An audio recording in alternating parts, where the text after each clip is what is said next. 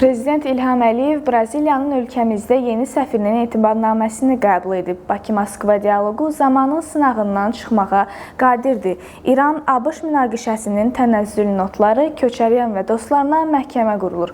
Ötən həftənin mənzərəsi rəngarəng hadisələrlə yadda qalıb. Bəs gəlin görək, Xalq qəzeti 18 iyul 2026-cı il tarixli nömrəsində bu hadisələr necə işıqlandırıb?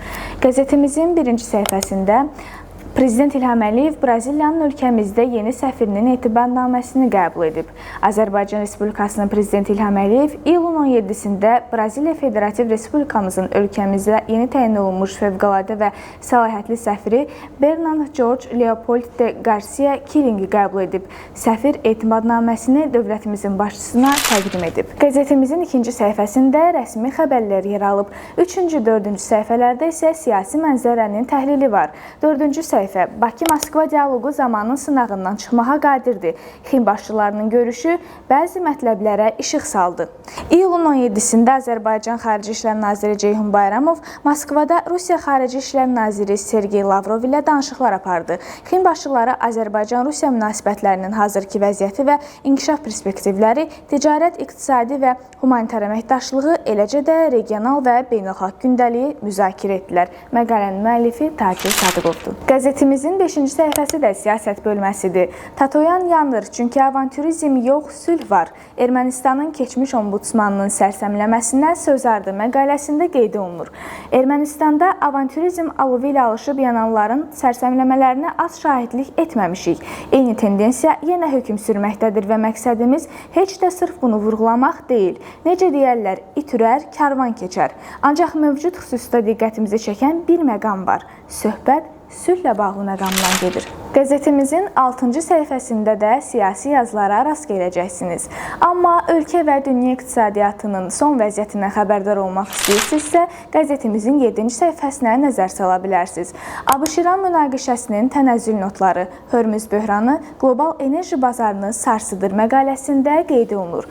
ABŞ və İran arasında hərbi qarşıdurmanın yenidən genişlənməsi dünya enerji bazarlarında ciddi təlatüm yaradıb. Körfəz regionunda qarşılıqlı hücumların intensivləşməsi, Hörmüz boğazında gəmiçiliyin faktiki olaraq iflic vəziyyətinə düşməsi və Qırmızı dəniz marşrutunun da risk altında olması neft qiymətlərinin yenidən qalxmasına səbəb olub.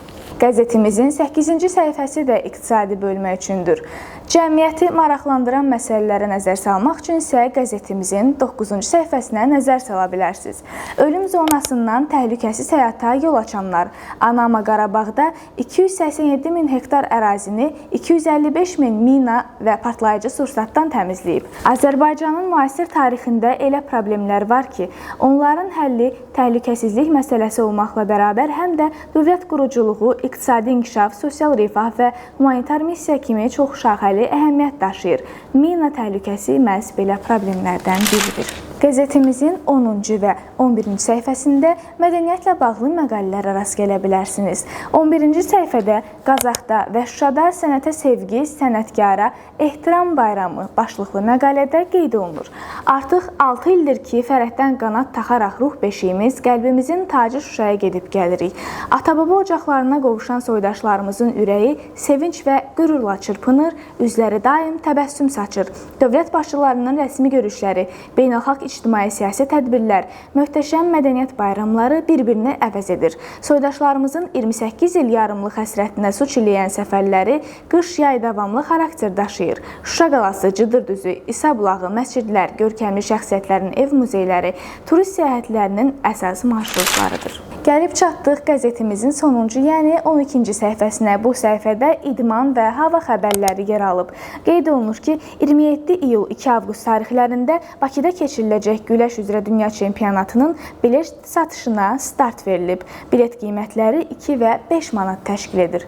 Ən son məlumatlardan xəbərdar olmaq üçün kanalımıza abunə olmağı unutmayın. Bugünlük bu qədər. Növbəti buraxılışlarda görüşənədək.